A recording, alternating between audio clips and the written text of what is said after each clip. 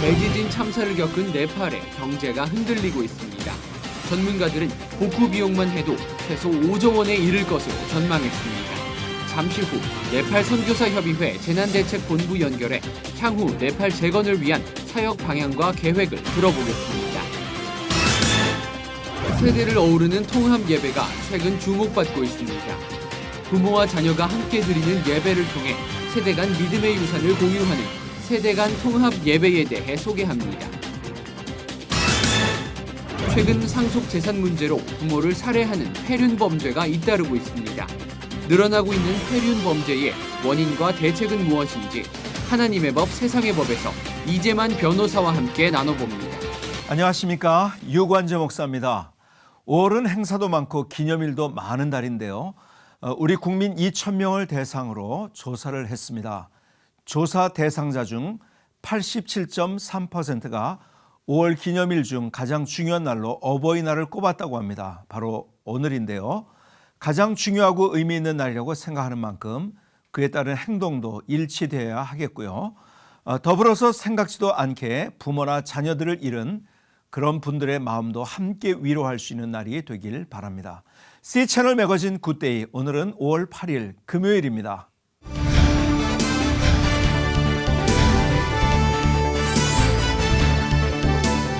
이제 내일이면 네팔 지진이 일어난 지 만 2주가 됩니다. 그동안 현장에서 얼마나 많은 긴장과 어려움들 속에서 지금 이 시간까지 잘 견뎌 오셨을지 생각만으로도 마음이 아픈데요.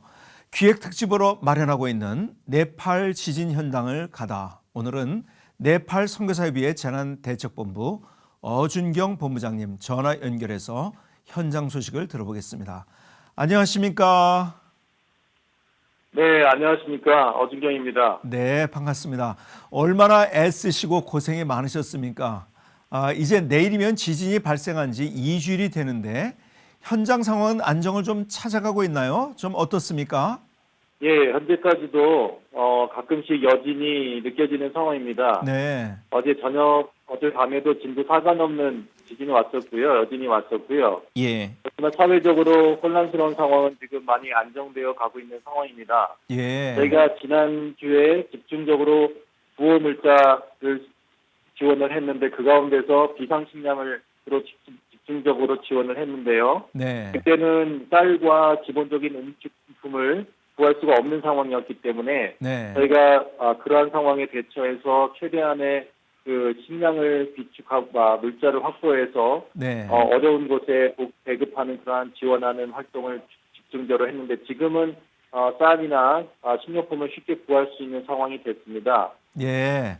그렇지만 아직도 구하기 어려운 그러한 물자들이 있어서 특히 텐트라든지 네. 담요, 여성들의 위생을 위해서 필요한 물품들, 정수제 이런 부분들이 여전히 구하기가 어려워서 이 부분을 집중적으로 저희들이 물자를 확보하고 그 선교사님들을 통해서 필요한 재난 지역에 공급하는 그러한 일을 해나가고 있는 상황 가운데 있고요. 네. 이제 지금 그러한 안정이 찾아져 감에 따라서 네. 구호 활동이 어느 정도 이제 어느 정도 이렇게 종료가 되면서 저희들이 단기적인 복구 계획을 세우는 중에 있습니다. 네.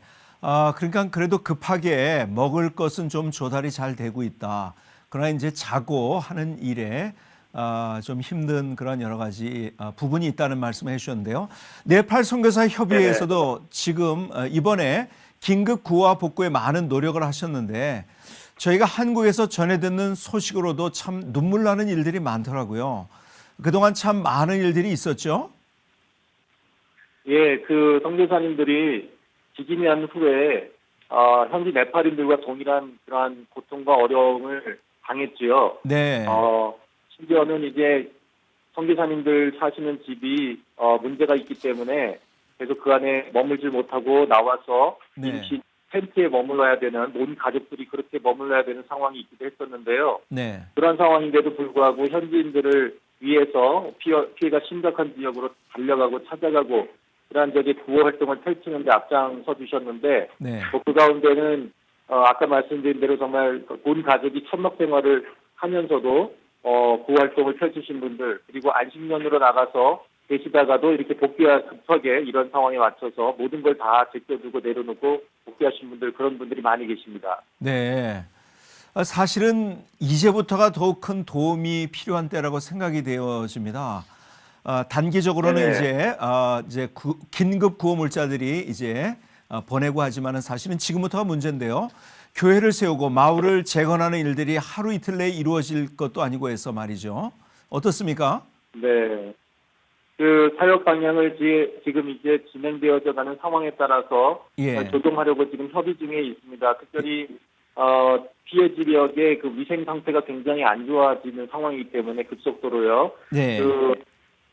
모든 물자들이 이제 지진 이후에 방치된 상황이다 보니까 이제 부패하고 썩는 일들이 많이 일어나고 네. 시신들이 제대로 처리가 안 된 적도 있고 예. 짐승들까지 아직 어떻게 처리하지 못하는 그런 지역 같은 경우는 그 짐승 사체로 인해서 위생 상태가 굉장히 안 좋아지는 일들이 있어서 예. 방역 사업이라든지 이런 쪽에 위생 처리 문제 이런 부분들에 저희들이 이제 초점이 맞춰가고 있는 상황이고요. 예. 또 이제 지진으로 인해서 큰 그 심리적 정신적 충격을 받은 저희 선교사님들뿐만 아니라 또 현지 지역 우리 현지인들까지 이 트라우마 치료 어떻게 할 것인가 하는 부분에 대해서 지금 현재 저희들이 많은 분들과 얘기하고 있고 예. 또 이제 그런 전문가들이 오셔서 필요한 모임 또 개별 상담 이런 것들을 하려고 지금 계획하고 있습니다. 예. 그리고 이제 임시 피난처를 어떻게 만들어 갈 것인가 지금 집을 당장 영구적인 집을 다시 세우는 것은 굉장히 힘들고 네. 곧 이제 한두 달이 지나면 우기가 시작이 되기 때문에 네. 당장은 어떻게든 비를 피해서 머물 수 있는 그 임시 거처가 필요한데요. 네. 어떻게 하면 작은 그 가격이 많이 들지 않는 비용이 많이 들지 않는 그리고 효과적인 방법으로 빨리 지을 수 있는 임시 거처 그리고 네. 또 한 3-4달 정도 잘 지낼 수 있는 임시 거처를 지금 어떻게 만들 것인가 하는 쪽으로 저희들이 협의를 많이 하고 있습니다. 예. 그리고 또 역시 그 교회들이 많이 무너졌기 때문에 그런 네. 지역들은 또 어떻게 임시 예배 처소를 만들 것인가 이런 예. 부분에 또 사역 방향을 맞춰서 진행하고 있습니다. 예. 현장과 논의에서 가장 필요한 부분들이 준비돼서 봉사 현장을 찾을 수 있도록 하는 것이 가장 중요할 것으로 보입니다. 저희도 계속 기도하겠습니다. 선교사님 오늘 소식 감사합니다. 네, 감사합니다. 수고하세요. 계속해서 나라박 소식 이어서 전해드립니다. 35년 전에 만들어진 영화 예수는 지금도 많은 이들에게 그리스도를 전하며 강력한 영향력을 나타내고 있습니다. 이게 가능한 이유는 지금도 이 영화를 수많은 나라의 언어로 번역하고 다듬는 사람들이 있기 때문인데요. 어떤 사람들이 그런 역할을 하고 있었는지 지금부터 전해드리겠습니다. At the very heart of Campus Crusade for Christ headquarters is a moving tour and tribute to the ministry's most popular tool for taking the gospel message around the world, the Jesus Film. Don't be afraid. From now on, you will be catching men. Crew Executive Director Eric Schenkel spent 11 years in Central Asia working with the Jesus Film. They didn't think Jesus was for them, but when they saw the Jesus Film in their own language, all the Central Asian languages, Kazakh, Kyrgyz, Uzbek, Karakalpak, and saw Jesus speaking their language, they understood Jesus had come for them and loved them. And so we saw movements of people coming to Christ in every one of these people groups. This map helps to tell the Jesus Film story. It actually holds the world's record as the most translated film in more than 1,200 languages, and it's been viewed around the world more than 6 billion times. The amazing thing is there's still places in the world where when we translate this film, it becomes the only film in the language of the people watching it. 1,200 language translations, a very large percentage for those people.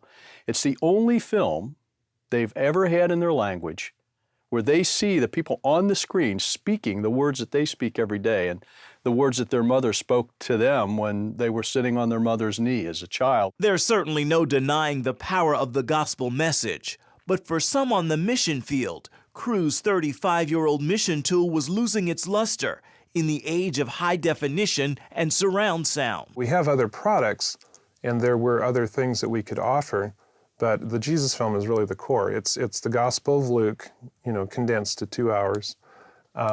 It has the most scripture of any product that we have, and it's so it's kind of near and dear to my heart, and so it has been disappointing to hear that in places in Europe or Asia that, well, we're not really using this film anymore. It doesn't really work for us. Jesús recorrió muchos pueblos proclamando el reino. So, Kerry Hagen and film engineers have been working for more than 10 years, restoring and remastering the entire film. A tedious effort. But and the sound effects, layer upon layer, the birds, the wind, the cloth noises, the crowd noises. With that work, the film goes from this to this. And from this to this. It's like painting a picture, really, with sound. Layer upon layer of sound that you take for granted when you watch a movie. It's just like, of course the outdoor is going to sound like that, the people are going to sound like that, but we built the sound from nothing. 이어서 교계 뉴스입니다. 지하철 9호선 봉은사역명에 대한 개정 촉구 소식과 예성 정기총회와 예장 합동 목사 장로 기도회 관련 내용을 정의민 기자가 차례로 정리해드립니다. 강남구민들이 자발적으로 구성한 코엑스 영명 추진위원회가 부정확한 여론조사와 부족한 지하철 영명 제정 기준 등을 근거로 지하철 9호선 봉은사역명 개정을 촉구했습니다. 추진위는 지난 6일 기자회견에서 이같이 밝히고 강남구청이 지난해 홈페이지에서 실시한 여론조사는 조작된 것이라고 말했습니다. 또 인근 코엑스는 각종 국제회의가 열리고 있고 하루 10만 명 이상 왕래하는 곳으로 코엑스 영명이 합당하다고 덧붙이며 봉은사 영명 제정을 철회할 것을 거듭 촉구했습니다.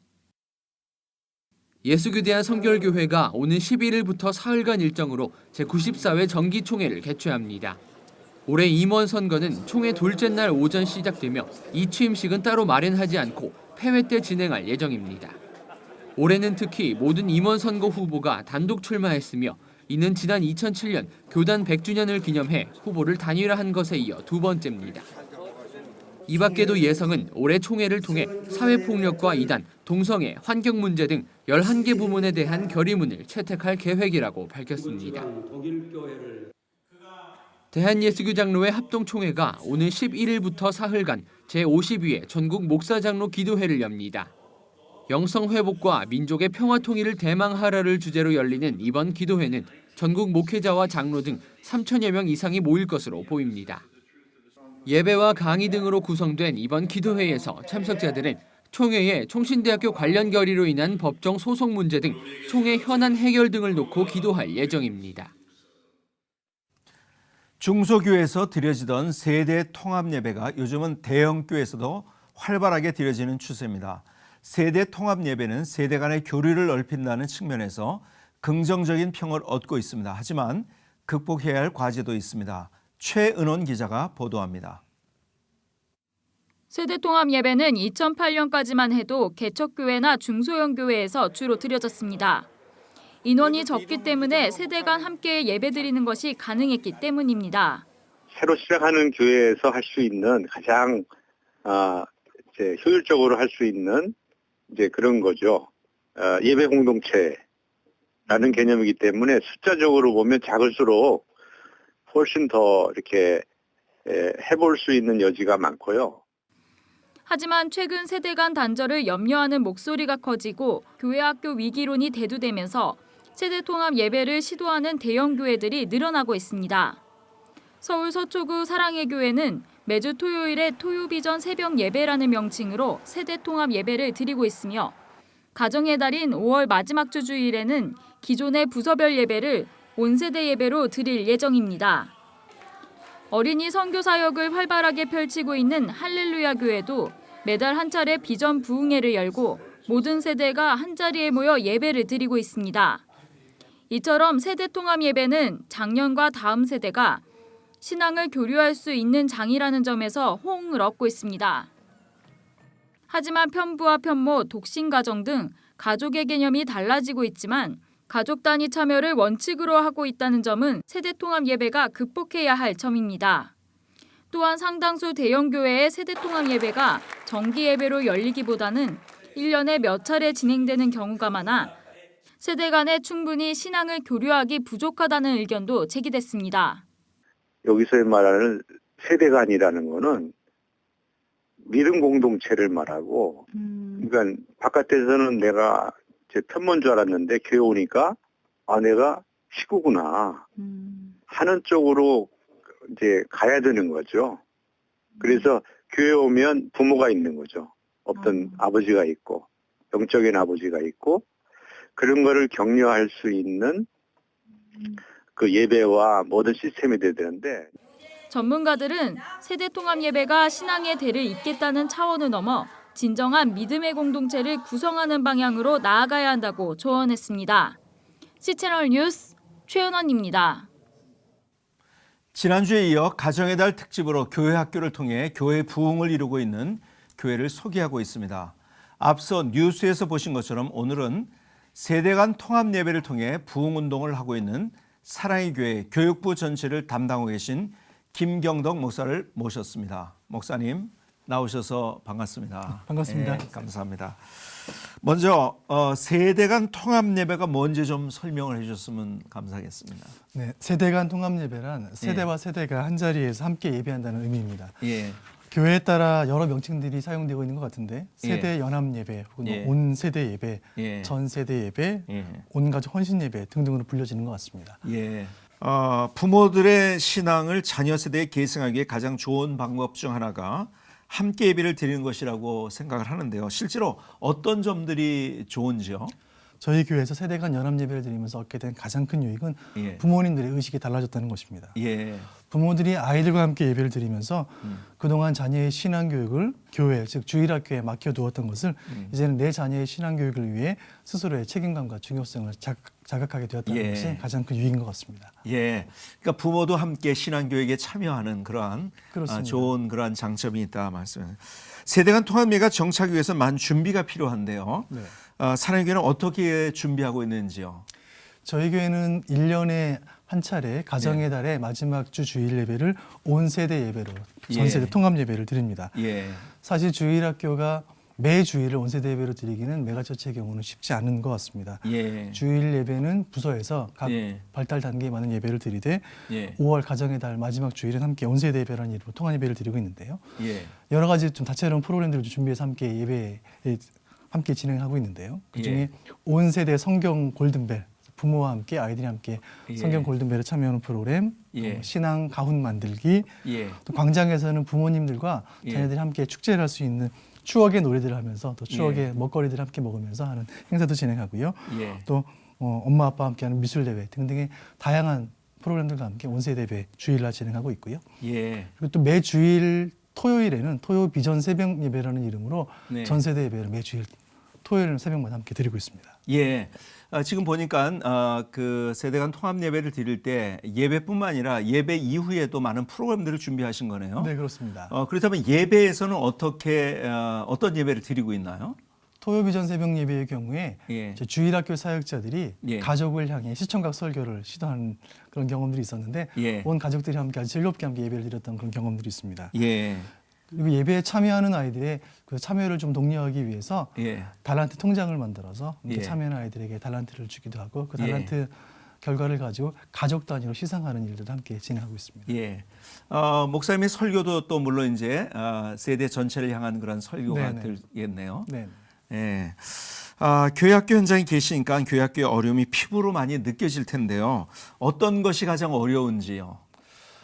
사실 출산율이 저하가 미치는 영향이 사실 주일학교에 큰 영향을 주고 있는 건 사실입니다. 아이들 숫자가 굉장히 많이 줄었고 6학년 아이들과 1학년 아이들 숫자가 교실에 가면 현저하게 차이가 나는 것들을 좀 경험하게 되면서 전체적인 주일학교 사역 규모가 많이 좀 달라진 건 사실인 것 같습니다. 그보다 더 좀 심각하게 느껴지는 것은 스마트폰 혁명이라고 말해도 좋을 만큼의 그 과거에 어느 세대도 경험해보지 못했던 디지털 혁명이 좀 일어났는데요. 그래서 우리 아이들이 사고하는 패턴 자체가 좀 달라진 것 같습니다.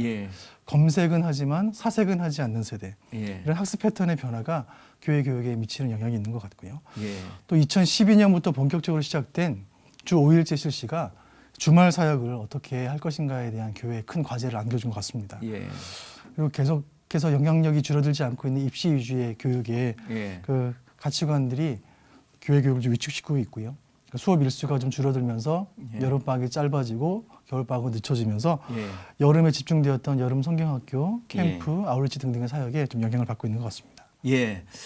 교회 외부적인 것에 많은 영향을 받아서 이제 교회학교 교육이 쉽지 않다. 이제 그런 건데요. 그래서 교회학교 부흥을 위해서 최근 가장 역점을 두고 하고 있는 것이 있다고 한다면 어떤 것들을 소개해 주실 수 있나요? 네. 저희 교회의 경우에 등록 성도들을 파악해 보면 20, 30대가 가지는 전체적인 비율이 절반 가까이에 이르고 있는 것 같습니다. 예. 20, 30대 부모들은 영유아기 자녀를 두고 있는데 예. 이 세대 부모들이 가지고 있는 높은 교육열은 교회 교육에 대한 기대 심리로 연결되는 것 같습니다. 예. 그래서 그 영유아기 자녀를 둔 부모들에 대한 전반적인 교회적인 교회 교육에 영향을 좀 집중하고 있는 상황 가운데 있고요. 예. 저희 교회가 다른 모든 주일학교가 열심히 사역하겠지만 저희 교회는 다음 세대 제자 훈련 그리고 부모 훈련이라는 두 가지 사역으로 좀 요약이 될 것 같습니다. 예. 저희 교회는 지난 37년간 설립 이후로 계속해서 제자 훈련에 힘써왔던 교회이고요. 예. 지금도 어린이들, 예. 청소년들을 제자 훈련하는 사역 가운데 열심히 헌신하고 있습니다. 예. 매주 토요일 날 토요 비전 새벽 예배가 맞춰지면 각 부서별로 나뉘어져서 아이들을 제자 훈련시키고요. 지금도 한 학기 한 150명의 교사들 또 한 700여 명의 아이들이 제자 훈련 사역을 통해서 매주 훈련받고 있고요. 예. 그렇군요. 또 한 가지는 뭐 세대 간 통합 예배에서도 보여지듯이 이제는 신앙 교육의 핵심이 단순한 티칭이나 가르침에 있지 않고 세대 간의 신앙 전수라는 부분에 저희도 많은 마음을 모으고 있습니다. 예. 그래서 그동안 교사 훈련 사역에 집중해왔던 영향력을 좀 확대해서 예. 부모 훈련 사역도 좀 힘을 쓰고 있고요. 가정과 교회가 함께 신앙 교육을 위해 힘을 모으자 이런 차원에서 부모들을 훈련시키는 사역에 열심히 힘을 쏟고 있습니다. 예. 사랑의 교회 교회학교를 이제 책임지고 있는데요. 네. 사랑의 교회 교회학교의 비전과 꿈도 좀 나눠줬으면 좋겠습니다. 네. 한 영혼을 그리스도의 제자를 세우는 그 목회의 철학을 12개 주일학교 부서가 공히 가지고 있습니다. 예. 그리고 저희 교회 사명 선언서가 있는데 예. 우리는 세상으로부터 부름받은 하나님의 백성입니다. 또한 세상으로 보냄받은 그리스도의 제자입니다. 이런 공동체 고백처럼 우리 주일학교 사의 궁극적인 목적은 세상으로 보냄받아 하나님 나라 확장의 소명을 성취하는 그리스도의 온전한 제자들을 양육시켜서 열방으로 파송한다는 그런 비전들을 가지고 있습니다. 예, 감사합니다. 감사합니다. 외부적으로 이렇게 그 스마트폰 시대다 또 성적 지상주의로 이제 대변되는 그런 시대에서 아이들이 교회학교 교육이 힘든 이 시대 그러나 더 그러한 꿈과 비전을 가지고 각 교회들마다 간다면 또 우리 한국교회에 희망이 있다고 생각이 되어집니다. 그렇습니다. 오늘 나오셔서 감사합니다. 감사합니다. 예.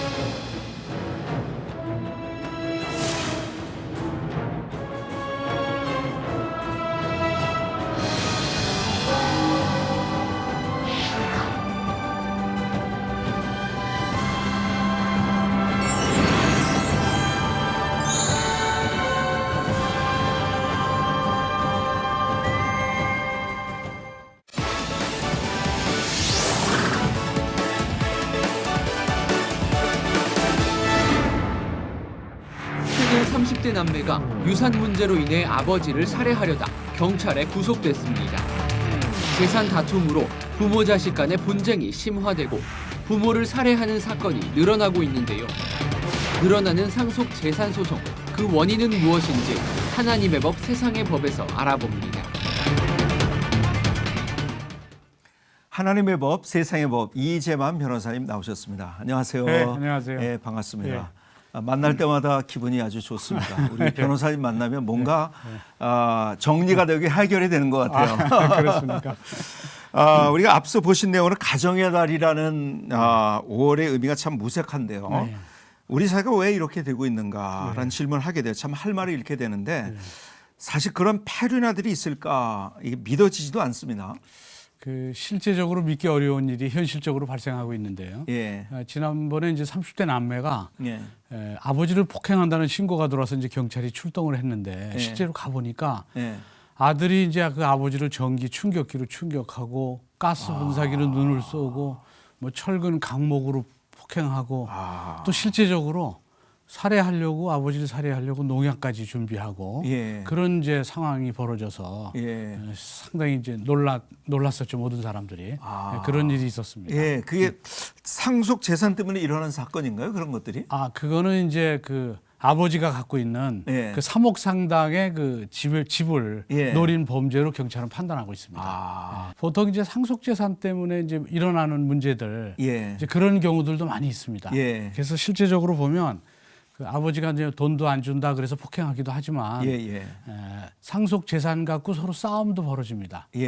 그리고 또 특정 아들한테 재산을 다 줘버리면 그러면 이제 그 재산을 받지 못한 다른 자손들이 또 그 자기 상속 재산을 찾겠다고 소송도 하고 그런 일도 많이 벌어지죠. 예, 그렇군요. 근데 이런 자꾸 폐륜이라고 우리가 얘기하는 그러한 사건들이 계속 일어나고 있는 이유 뭐라고 생각하시나요? 우선은 이제 경제적으로 너무 몰리고 있으니까 이제 그런 일. 지금 이 30대 남매도 경제적으로 너무 몰려서 실제적으로 한 5개월치 월세도 밀리고 있고 이제 그런 이제 경제적인 문제도 있고 또 한편으로는 이제 어떤 원한 아버지로부터 계속적으로 폭행을 당하고 있다거나 또는 뭐 술을 마시고 오면 계속적으로 또 이렇게 뭐 폭언을 한다거나 이런 걸 견디지 못해서 결국 어머니하고 어머니 또 얘기를 듣고 뭐 어머니가 너무 힘드니까 그렇게 하려고 했다. 뭐 이런 경우도 있고요. 그런데 실제적으로 아무리 아버지가 잘못했다고 하더라도 아버지를 살해하려고 하는 것은 아주 잘못된 일이죠. 글쎄, 이런 어떤 문제를 해결하는데 요즘은 너무 극단적인 방법이 너무 많은 것 같아가지고 그렇죠. 참 이 마음이 아파요. 그러니까 이제 이런 존속 폭행이라는 것이 굉장히 증가하고 있어요. 그래서 그 2008년에는 이제 한 543건 정도 있었는데 작년 2013년에는 한 695건 정도로 그렇게 이제 상당히 많이 늘어났죠. 그래서 뭐 이렇게 다 이제 늘어나는 이유는 실제적으로 우리나라가 이제 충효 사상이 이제 있었는데 그 충효 사상이 상당히 약화됐죠. 그 유교적인 가치관이 상당히 이제 약화됐고 또 이제 급격한 경제 성장으로 맞벌이 부부들이 이제 돈을 많이 벌러 서로 다니다 보니까 자식과의 부모 자식 간의 유대감이 상당히 낮춰졌어요. 그런데다 지금은 이제 옛날에는 가난할 때는 콩도 논아 먹었는데 지금은 물질 만능주의 또는 물질 우선주의, 황금 만능주의 이렇게 돼서 돈이 우선이다라는 그런 가치관이 생겨서 지금은 돈을 갖기 위해서는 이런 존속 폭행도 마다하지 않는 그런 일들이 벌어지고 있죠. 정과 관계보다 그렇죠. 돈이 먼저 있는 그런 세대를 우리가 살고 있기 때문에 더 이런 일이 일어난다. 사실 이제 이런 어떤 상속이나 재산 때문에 이런 존속 폭행이나 이런 살인 이런 것들이 많이 일어나고 있는데요. 재산이라는 것, 그건 부모가 한평생 쓸 거 안 쓰고 모아서 이루는 것인데 자녀가 그것을 너무 또 당당하게 요구하는 현실도 참 모순이라는 생각이 들어요. 지금 이제 부모 재산은 내 것이다. 이런 생각을 가진 사람들이 많습니다. 그래서 부모 재산은 이제 부모님 거니까 부모님이 누구한테 어디에 기부할 수도 있고 또 특정 자식한테 줄 수도 있고 그런데 그렇게 결국 유언을 하고 사망하면 상속 지분을 받지 못한 다른 자식들이 유류분 반환 청구 소송을 합니다. 그래서 그 유류분 반환 소송이라는 게 그럼 어떤 건가요? 그러니까 이제 유류분이라는 것이 이제 지금 굉장히 늘어났는데요. 이게 이제 2005년도에 한 158건 정도 소송이 있던 게 2014년에 811건 한 5배 정도로 늘어났어요. 그래서 유류분 반환 소송이라는 것은 부모님이 돌아가시기 전에 특정 자손한테 재산을 유언으로 주면 글로 재산이 다 갑니다. 그럼 나머지 자식은 전혀 재산을 못 받아요. 그 재산을 못 받는 자식이 내가 원래 받아야 될 상속분을 달라는 소송입니다. 그런데 이제 그 자기 상속분의 반 정도를 받을 수 있는데 자기가 상속받지 못한 걸 안 날로부터 1년 이내 유류분 반환 소송을 할 수 있어요. 그래서 이 돌아가셔서 상속을 받게 되는 상속인들이 1년 이내 이런 유류분 반환 소송을 과거에는 아버님이 어디에 뭐 기증을 했다든지 또 그 뭐 둘째 아들이 부모님을 잘 모셔서 시골에서 잘 모시니까 그 자식한테 재산도 없고 그 집, 시골집을 다 줬다든지 하면 나머지 자식들이 잘 모시지 않았으니까 이해했잖아요. 지금은 상속 지분은 공동인데 아무리 잘 모셨다고 하더라도 내 거 찾아야 되겠다. 그래서 소송이 들어옵니다. 그러니까 상속 지분 내 자손 내 상속 지분 찾겠다. 이게 이제 유류분 반환 소송입니다. 그러니까는 부모님이 이제 누구에게 특정인에게 상속을 하겠다. 첫째 아들에게. 그렇죠. 그런데 다른 사람은 아무도 못 받았어요.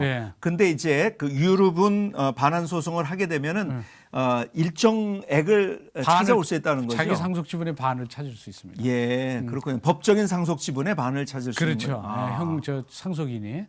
그렇기 때문에 근데 이제 그렇게 법이 있다고 하더라도 예전에는 소송 안 했어요.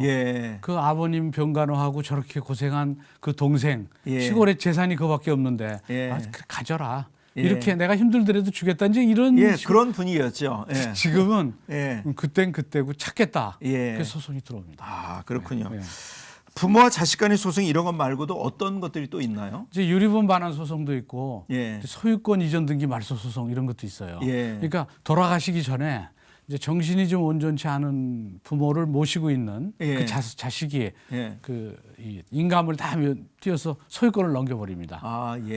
그러면 다른 자식이 그걸 알고 또 뭐 형이 부모님을 치매에 걸린 부모님 모시니까 그럴 수도 있겠지 이렇게 하지 않고 왜 치매 걸린 분의 정신 온전치 못한 분의 인감 뛰어서 재산 넘겼냐 소유권 이전 등기 말소 소송이 들어옵니다. 그러면 정신이 온전한지 안 온전한지를 재판부에서 확인해야 되니까 치매 노인을 또 법정에 세워서 또 신문합니다. 그러니까 재산을 찾기 위해서 이런 부모한테 이런 불효를 저지르는 이런 경우도 있고요. 또 이제 상속을 받았는데 집이나 이런 경우에는 상속 지분으로 다 이제 받아요. 자식이 셋이면 집을 3분의 1씩 받잖아요. 그러면 거기에 이제 어머니가 이제 아버님 돌아가셔도 어머니가 살고 계시는데 그러면 그냥 어머니 돌아가실 때까지 그냥 살면 되는데 3분의 1 지분이 있고 거기서 살지 않는 다른 자손이 야, 그 3분의 1 지분 값 돈으로 달래는 거예요. 근데 돈이 없으면 공유물 분할 청구 소송을 해서 경매에서 돈을 받아가겠다는 거예요. 그래요? 그럼 어머님 갈 데가 없는 거예요. 그렇게 되네요. 그럼 이제 별의별 일이 다 있네요. 그러니까 지금은 이 자손 간에 이 자식들 간에 이 상속 재산 때문에 분쟁이 상당히 많아졌습니다. 그럼 분쟁을 하고 법정까지 가게 된다면 서로 얼굴을 이제 안 보고 산다는 의미 아니겠습니까? 예전에 대가족 시대에는 대가족 모임에서 떨어져 있으면 뭐 명절날 추석이라든지 또는 설날에 모임에 참여하지 않으면 얼마나 고통스러웠어요. 근데 지금은 핵가족화되고 자식이 하나만 낳아서 키우니까 어차피 혼자서 살아서 대가족 개념이 없어요. 남남으로 살았기 때문에 거기 뭐 부모님 찾아가서 같이 만나지 않아도 불편함을 느끼지 못하는 이런 시대가 각자니까요. 그렇게 돼버리니까 그러니까 얼굴 붉히고도 그냥 각자 평생 남남으로 살겠다 뭐 이런 시대가 됐죠. 대가족 제도가 무너진 것에 또 폐해가 이런 것으로 나타나요. 그렇습니다. 그렇죠. 아무리 경제적으로 어려운 환경에 놓였다 하더라도 우리가 할 수 있는 일이 있고 또 해서는 안 되는 일이 있는데 이런 경계가 무너지고 있는 것 같아서 너무 안타깝습니다. 보통 이제 이 부모 자식 간에 이런 소송은 의절을 염두에 두고 하는 거예요. 형제라든지 나는 다시 안 보겠다. 그렇죠. 나는 어머니도 다시 안 보겠다 이런 의절을 염두에 두고 하는 그런 분쟁이거든요. 근데 소송이라는 것은 시시비비를 가려주고 법의 정의를 구현하는 목적도 있지만 한편으로는 분쟁을 원만하게 마무리하는 그런 목적도 있습니다. 그런데 이게 분쟁을 통해서 원만하게 마무리되는 것이 아니라 더 큰 분쟁이 돼서 영영 원수가 돼서 서로 안 보는 그런 일이 일어날 수도 있기 때문에 이런 형제 간의 분쟁 이런 경우에는 정말 당사자들이 신경을 써서 그 후유증이 없도록 하고 또 법정에서도 후유증이 없도록 하려고 조정을 많이 권하고 있어요. 근데 조정이 참 잘 안 되니까 좀 안타깝습니다. 참 법정으로 가는 일은 없어야 될 것 같다 생각이 듭니다. 그렇습니다. 가정의 달에 이런 이야기를 나누기 위해서 참 씁쓸하지만 이게 또 우리의 자화상이기도 한데요. 가정 안에서 돈이 제1의 우선순위가 돼서는 안 되지 않겠습니까? 우리 가정을 바로 세울 수 있도록 가족 구성원 모두가 최선의 노력을 기울여야 하겠습니다. 이재환 변호사님 오늘 나오셔서 또 감사합니다. 감사합니다. 감사합니다.